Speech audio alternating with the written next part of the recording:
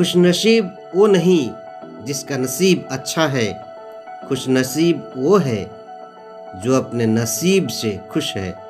खुशी के लिए काम करोगे तो खुशी नहीं मिलेगी, लेकिन खुश होकर काम करोगे तो खुशी जरूर मिलेगी। मनोवर हिंदी क्लासेस में आपका स्वागत है। आज पढ़ेंगे ने परसर्ग, कारक भाग 2 ने परसर्ग। कर्ता के साथ ने परसर्ग का प्रयोग कहाँ कहाँ होता है, कहाँ कहाँ नहीं होता है, इसके बारे में आज पढ़ेंगे। ने परसर्ग सिर्फ कर्ता कारक में आता है। कब आता है?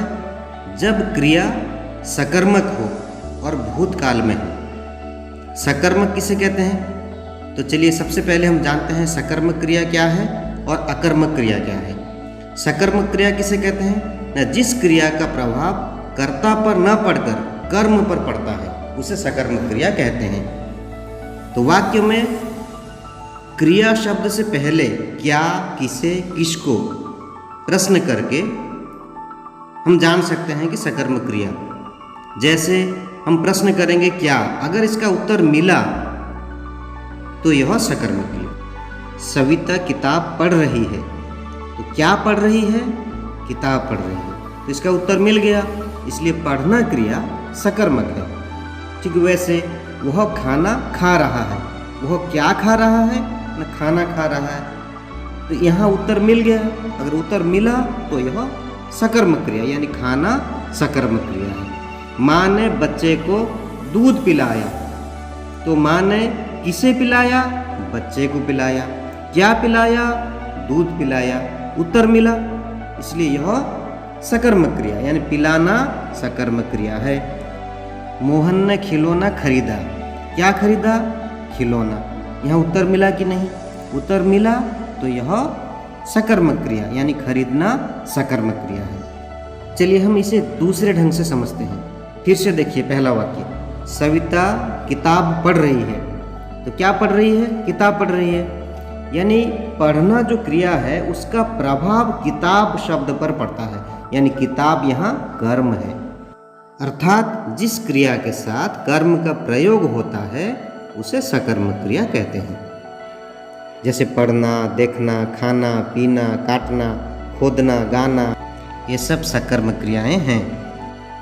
अब जानते हैं अकर्मक क्रिया। जिस क्रिया का फल कर्ता पर ही पड़ता है वह अकर्मक क्रिया कहलाती है। जैसे मैं जाता हूँ, यहाँ पर भी वही प्रश्न पूछिए, क्या या किसे।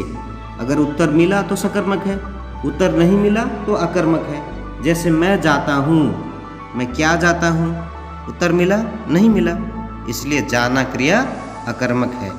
पूजा नाचती है। क्या नाचती है? इसका कोई उत्तर है? नहीं है, इसलिए नाचना अकर्मक है। श्याम रोता है। क्या रोता है? कोई उत्तर है? नहीं है, इसलिए अकर्मक क्रिया है। रोना अकर्मक क्रिया है।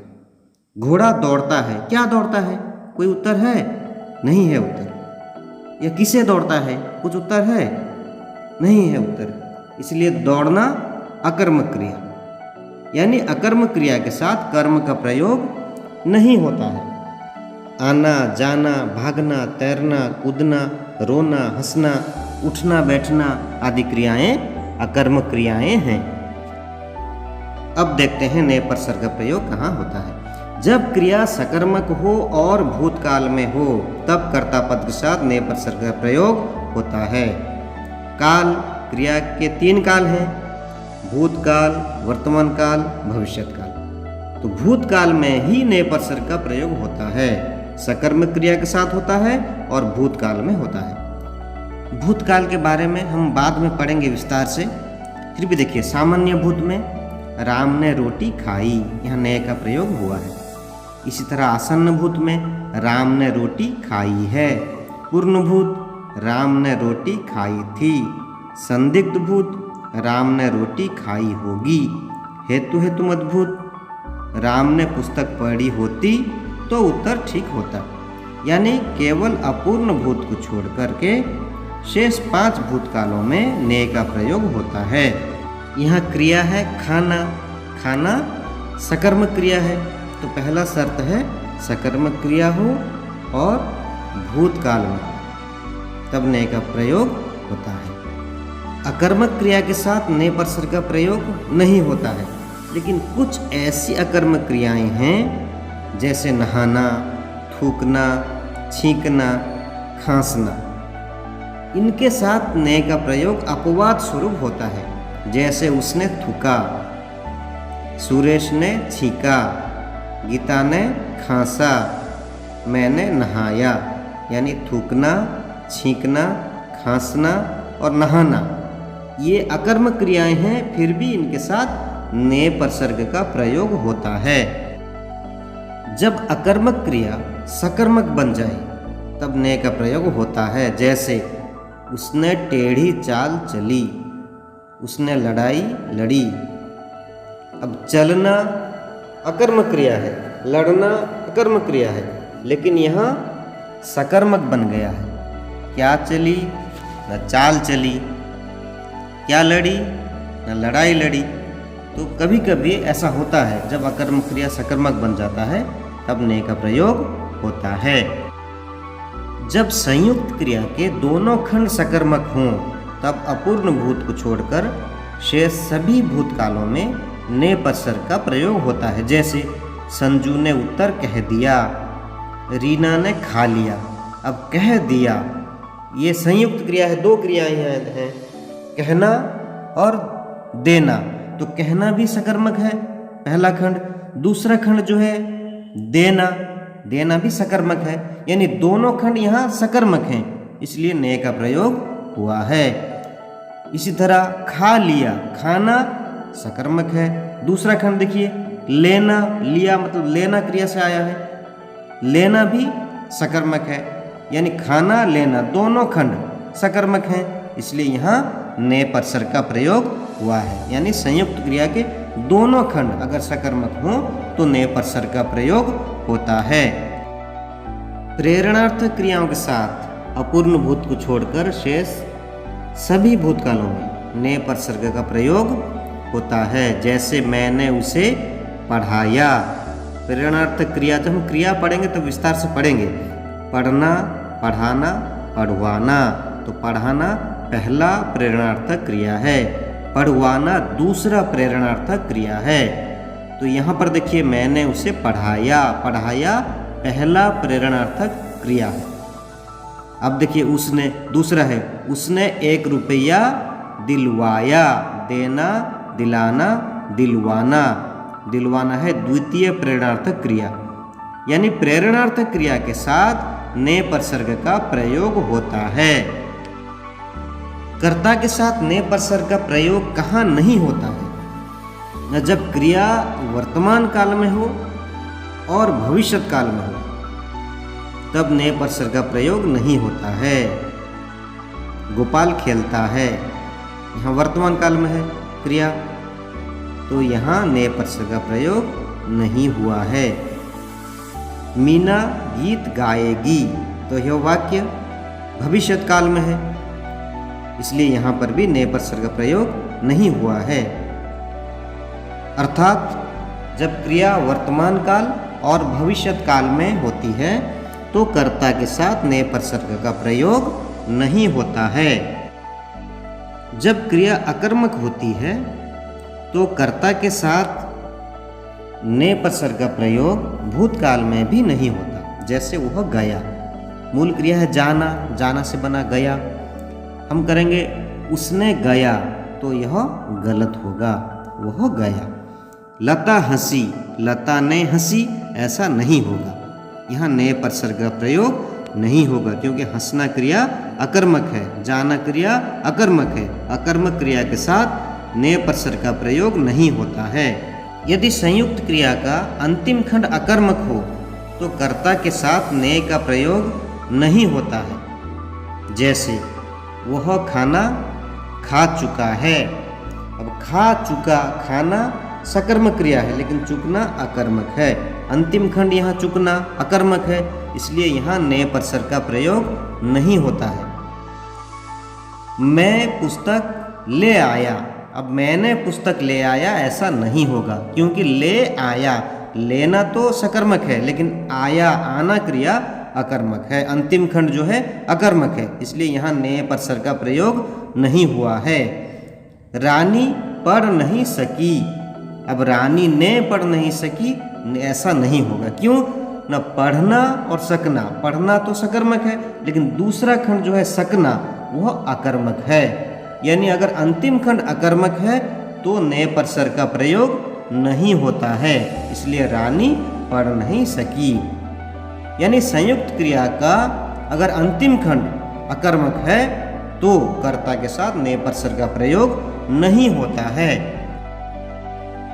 बकना, बोलना, भूलना, यद्यपि ये क्रियाएं सकर्मक हैं, फिर भी अपवाद स्वरूप इन क्रिया के साथ ने परसर्ग का प्रयोग नहीं होता है।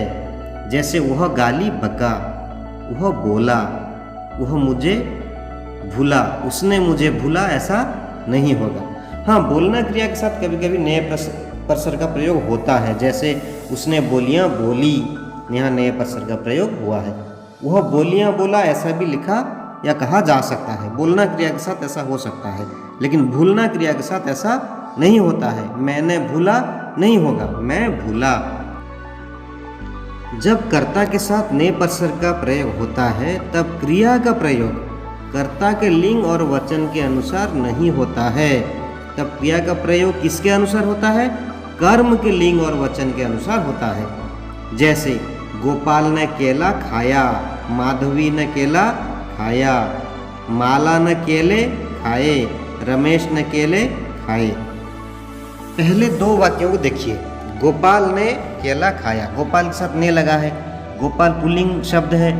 सामान्यतः क्या होता है ना, गोपाल केला खाता है, तो यहाँ हो गया गोपाल ने केला खाया। माधवी ने केला खाया, माधवी स्त्रीलिंग शब्द है। सामान्यतः क्या होता है ना, माधवी केला खाती है, लेकिन यहाँ ऐसा नहीं होगा क्योंकि दोनों शब्दों के साथ ने लग गया है। दोनों कर्ता हैं, कर्ता शब्द के साथ ने लगा है, इसलिए क्रिया कर्म के लिंग और वचन के अनुसार रहेगी। कर्म है केला, केला पुल्लिंग एक वचन है, इसलिए कर्म क्रिया भी पुल्लिंग एक वचन में रहेगी, इसलिए क्रिया हुआ है खाया। गोपाल ने केला खाया, माधवी ने केला खाया। तीसरे और चौथे वाक्य को देखिए। माला ने केले खाए, रमेश ने केले खाए। माला करता है, कर्ता के साथ ने लगा है। रमेश भी करता है, कर्ता के साथ ने लग गया है। तो क्रिया कर्म के लिंग और वचन के अनुसार रहेगी। कर्म है केले, केले हैं पुल्लिंग बहुवचन, इसलिए क्रिया पुल्लिंग बहुवचन में है। केले खाए, माला ने केले खाए, रमेश ने केले खाए। लड़के ने केले खाए, लड़कों ने केले खाए, लड़की ने केले खाए, लड़कियों ने केले खाए। हर जगह केले खाए होगा क्योंकि केले पुल्लिंग बहुवचन है, इसलिए क्रिया भी पुल्लिंग बहुवचन में रहेगी। यहाँ भी देखिए 4 वाक्य हैं। लड़के ने रोटी खाई, लड़कों ने रोटी खाई। लड़के ने रोटियाँ खाई, लड़कों ने रोटियाँ खाई। पहले 2 वाक्य को देखिए। लड़के यानी लड़के ने, एक लड़का है, लड़कों ने एक से अधिक लड़के हैं, बहुवचन में है, तो ने लग गया दोनों वाक्यों में। कर्ता के साथ ने लगा है, तो क्रिया किसके अनुसार रहेगी? कर्म के लिंग और वचन के अनुसार रहेगी। कर्म है रोटी, स्त्रीलिंग एक वचन, इसलिए क्रिया भी स्त्रीलिंग एक वचन में रहेगी।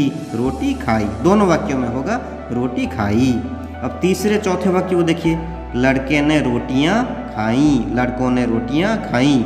यहाँ पर भी लड़के ने लग गया, लड़कों कर्ता शब्द है, कर्ता शब्द के साथ ने लगा है, यानी तीसरा और चौथा दोनों वाक्यों में ने परसर्ग लगा है कर्ता के साथ। अब ने लग गया तो क्या होगा ना, क्रिया कर्म के लिंग और वचन के अनुसार रहेगी। कर्म क्या है? रोटियां, स्त्रीलिंग बहुवचन है, रोटियां स्त्रीलिंग बहुवचन, इसलिए क्रिया भी स्त्रीलिंग बहुवचन में रहेगी। खाई, एक बिंदी है, देखिए ई पर एक बिंदी है, खाई बहुवचन में है। रोटियां खाई, लड़के ने रोटियां खाई, लड़कों ने रोटियां खाई। सुजाता ने रोटियां खाई, अमर ने रोटियां खाई। जो भी होगा यहाँ रोटियां खाई हो, क्योंकि रोटियां स्त्रीलिंग बहुवचन है, इसलिए क्रिया भी स्त्रीलिंग बहुवचन में रहेगी। यानी कर्ता के साथ जब ने लगता है तब क्रिया का प्रयोग कर्म के लिंग और वचन के अनुसार होता है।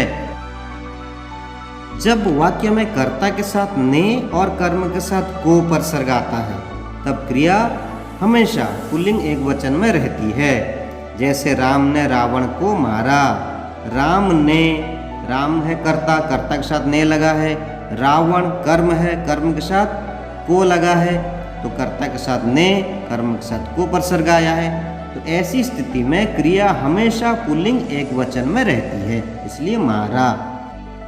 माँ ने बच्चे को खिलाया, माँ कर्ता शब्द है, कर्ता के साथ ने लगा है, बच्चे कर्म, कर्म के साथ को लगा है, तो क्रिया पुल्लिंग एक वचन में रहेगी, इसलिए खिलाया। माँ ने बच्चे को खिलाया। सुप्रभा ने सुजाता को पढ़ाया। सुप्रभा कर्ता है, कर्ता के साथ ने लगा है। सुजाता कर्म है, कर्म के साथ को लगा है, इसलिए क्रिया ऐसी स्थिति में हमेशा पुल्लिंग एक वचन में रहती है। सुप्रभा ने सुजाता को पढ़ाया। अब उसने पायल को देखा, वह शब्द के साथ ने लगने से उसने होगा, तो कर्ता के साथ ने लग गया। पायल को, कर्म के साथ को लग गया, तो इसलिए क्या होगा, क्रिया पुल्लिंग एक वचन में रहेगी, यानी उसने पायल को देखा। देखा पुल्लिंग एक वचन है। तो ऐसी स्थिति में जब कर्ता के साथ ने, कर्म के साथ को दोनों आता है एक साथ मिल करके, तो उस वाक्य में क्रिया हमेशा पुल्लिंग एक वचन में, और कुछ सोचना नहीं है, पुल्लिंग एक वचन कर देना। राम ने रावण को मारा, माँ ने बच्चे को खिलाया, उसने मुझे देखा। जब वाक्य में कर्ता के साथ ने प्रसर्ग का प्रयोग होता है किंतु कर्म का प्रयोग नहीं होता है, तब क्रिया हमेशा पुल्लिंग एक वचन में रहती है। जैसे मैंने देखा, मैं कर्ता, कर्ता के साथ ने लगा है, लेकिन कर्म का प्रयोग यहाँ नहीं हुआ है, इसलिए मैंने देखा। उसने कहा, लड़के ने खाया, लड़की ने खाया, ऐसा होगा। तो बच्चों अब होगा तुम्हारा सेल्फ टेस्ट यानी आत्म परीक्षण। 10 नंबर रहेंगे। प्रश्न को सही ढंग से पढ़ो, समझो, फिर उत्तर लिखो। एक के बाद एक प्रश्न आएंगे, सही ढंग से पढ़ो और उनके उत्तर को अपने पेपर में लिख लो। अंत में मैं उत्तर दिया हूँ, वहाँ जा कर के देख लो कि तुम्हारे उत्तर सही हैं या गलत हैं। अगर 10 में से 10 सही हैं तो अपने आप को 10 नंबर वहाँ दे दो, 9 सही हैं तो 9 नंबर दे दो, 8 सही हैं तो 8 नंबर दे दो। तो ऐसे ही तुम्हारा सेल्फ टेस्ट होगा। तैयार हो जाओ, अब होगा तुम्हारा सेल्फ टेस्ट। पहला प्रश्न, रमेश ने जलेबी डैश, ए खाया, बी खाए, सी खाई।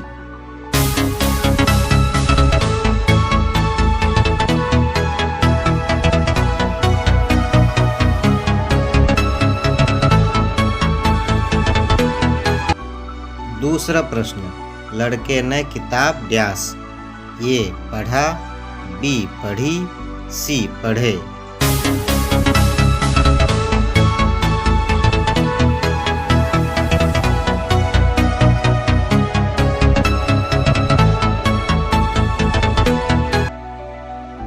तीसरा प्रश्न, कौन सा वाक्य शुद्ध है?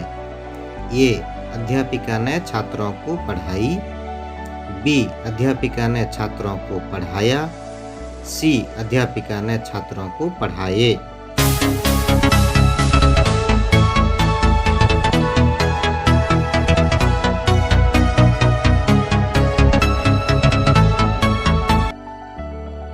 चौथा प्रश्न, कौन सा वाक्य शुद्ध है?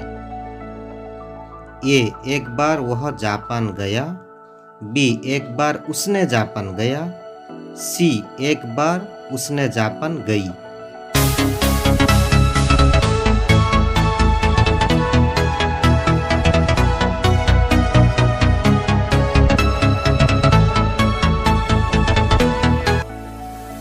पांचवा प्रश्न, लड़कों ने मेला डैश, ए देखा, बी देखी, सी देखे।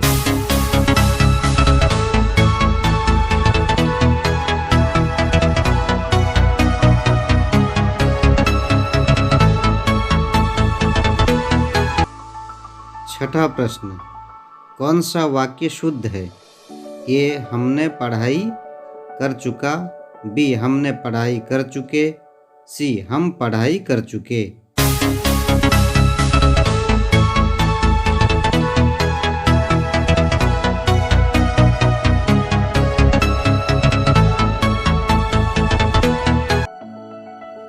7वां प्रश्न, माधुरी ने 2 पत्र डैश, ए लिखा, बी लिखी, सी लिखे।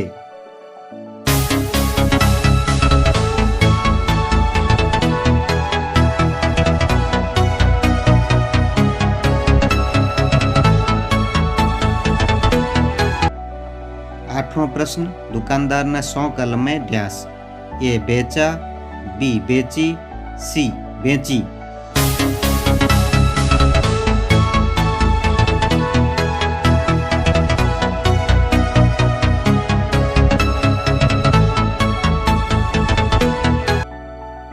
9वां प्रश्न, प्रमोद ने डैश, ए देखा, बी देखे, सी देखी।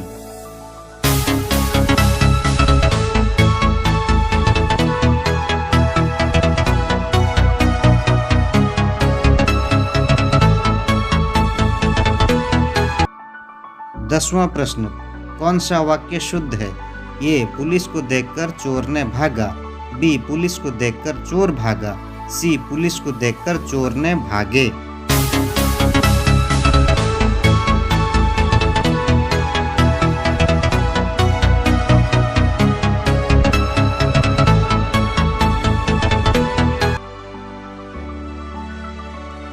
ये हैं सेल्फ टेस्ट या आत्म परीक्षण के उत्तर। 1 नंबर सी खाई, 2 बी पढ़ी, 3 बी अध्यापिका ने छात्रों को पढ़ाया, 4 ए एक बार वह जापान गया, 5 ए देखा, 6 सी हम पढ़ाई कर चुके, 7 सी लिखे, 8 सी बेची, 9 ए देखा, 10 बी पुलिस को देखकर चोर भागा। तो ये थे उत्तर। अब आप लोगों ने तो उत्तर लिखा होगा, यहाँ चेक कर लीजिए आपके उत्तर कितने सही हैं और कितने गलत हैं। अगर 10 में से 10 सही हैं तो 10 नंबर दे दो, 9 सही हैं तो 9 नंबर दे दो। तो ये था आपका सेल्फ टेस्ट। अगर आपको यह पाठ अच्छा लगा, समझ में आया, तो सबसे पहले हमारे चैनल को सब्सक्राइब कर लीजिए, साथ में बेल आइकन पर प्रेस कर दीजिए ताकि जो भी पाठ हम बना कर लेके आएंगे उसका नोटिफिकेशन आपके पास बहुत जल्द पहुंच जाएगा, यानी हमारा पाठ आप तक डायरेक्ट ही पहुंच जाएगा। तो इसलिए लाइक भी कीजिए, शेयर भी कीजिए, सब्सक्राइब कीजिए और साथ में बेल आइकन को प्रेस कर दीजिए। घर में रहिए, स्वस्थ रहिए, सुरक्षित रहिए। अगर ज़रूरी काम हो तो घर से बाहर निकलिए, निकलते समय मास्क लगाना ना भूलिए, मास्क लगाकर घर से बाहर निकलिए। 6 फीट यानी 2 मीटर की डिस्टेंस पर लोगों से दूर में रहकर मिलिए। घर में रहिए, स्वस्थ रहिए, सुरक्षित रहिए, अपना ख्याल रखिए, गुरुजनों का ख्याल रखिए। घर में रहकर ही पढ़ाई कीजिए। धन्यवाद।